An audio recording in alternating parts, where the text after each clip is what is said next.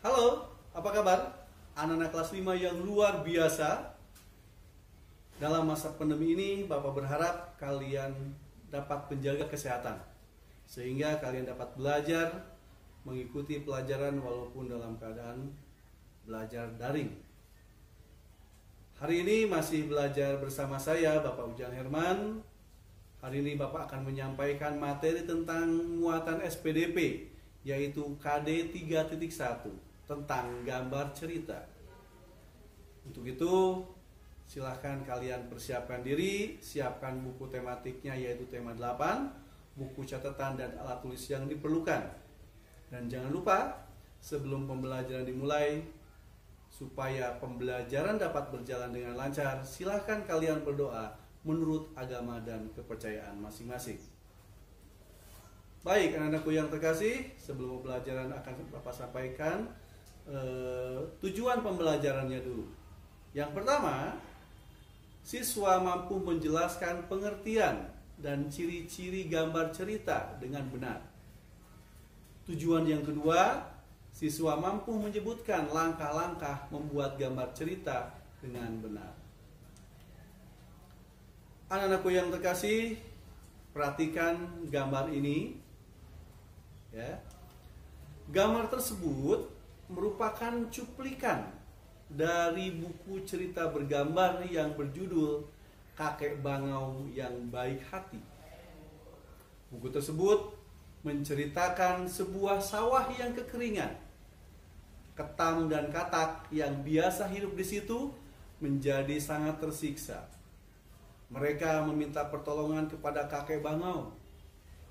Merasa iba, maka kakek Bangau terbang berkeliling mencarikan tempat berair bagi ketam dan katak-katak. Akhirnya kakek Bangau menemukan sebuah telaga. Lalu dipindahkannya katak-katak dan ketam-ketam ke telaga itu. Anak-anak kelas 5 yang terkasih, apakah gambar tersebut mendukung ceritanya? Oke.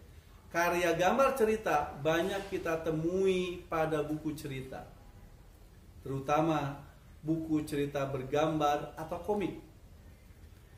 Perhatikan gambar berikut yang berjudul Ikan dan Kiko. Nah, urutan cerita dari gambar tersebut adalah yang pertama, urutannya Kak Diko membeli ikan. Ikan dipindahkan ke dalam akuarium. Urutan yang kedua, Bobby mengambil ikan. Ikan diletakkan di lantai. Urutan yang ketiga, Kak Diko melihat ikannya di lantai. Kak Diko bertanya kepada ibu. Dan urutan keempat dari gambar tersebut, Bobby menghampiri kakaknya.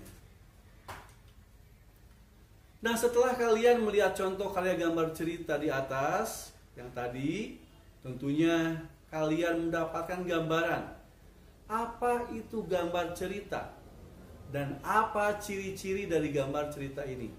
Nah, dua hal tersebut akan kita bahas berikut ini. Gambar cerita adalah ilustrasi gambar yang dibuat untuk memperjelas pesan teks yang disampaikan. Contohnya, yaitu buku-buku cerita bergambar, komik, novel, majalah anak, poster, brosur, buku pelajaran sekolah, dan lain-lain. Nah, bagaimana ciri-ciri gambar cerita? Yang pertama, memudahkan pembaca dalam memahami suatu penjelasan atau cerita.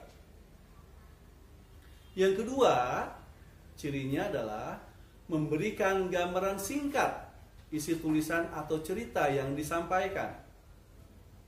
Yang ketiga, cirinya adalah menambah nilai keindahan sajian sebuah tulisan atau cerita. Anak-anakku yang terkasih, menggambar cerita dapat dilakukan dengan teknik kering atau teknik basah.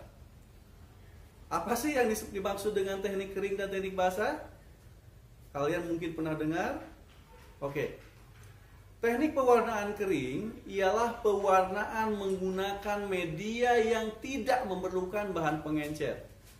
Misalnya pensil warna, krayon, oil pastel, arang, kapur, krayon, dan bahan lain yang tidak memerlukan air atau minyak. Nah, itu yang disebut teknik pewarnaan kering. Nah, sebaliknya, teknik pewarnaan basah adalah pewarnaan yang menggunakan media yang memerlukan pengencer. Misalnya, tinta, cat air, cat minyak, atau media lain yang memerlukan air atau minyak khusus sebagai pengencer. Nah, itu yang disebut teknik pewarnaan basah. Nah, apa saja sih langkahnya membuat gambar cerita? Jadi langkah-langkahnya apa saja sih? Ya, di sini ada beberapa langkah yang perlu kalian perhatikan dan lalui sampai gambar itu selesai. Yang pertama adalah persiapan bahan dan alat. Nah, sebelum menyiapkan bahan dan alat, sebaiknya kalian tentukan dahulu jenis teknik yang akan kamu gunakan. Apakah itu teknik basah? Apakah itu teknik kering? Nah, kemudian setelah itu persiapkan alat dan bahannya. Langkah yang kedua adalah menentukan tema. Pilihlah tema akan menentukan gambar yang akan dibuat. Penentuan tema dapat dilakukan dengan melihat lingkungan sekitar atau pengalaman diri sendiri maupun orang lain. Ya, jadi temanya bisa diambil dari alam sekitar, entah itu sawah, tumbuhan, hewan, boleh, ya. Atau mungkin dari pengalaman sendiri atau pengalaman orang lain. Yang ketiga, langkah ketiga adalah pembuatan sketsa. Setelah menentukan tema, langkah selanjutnya adalah membuat sketsa.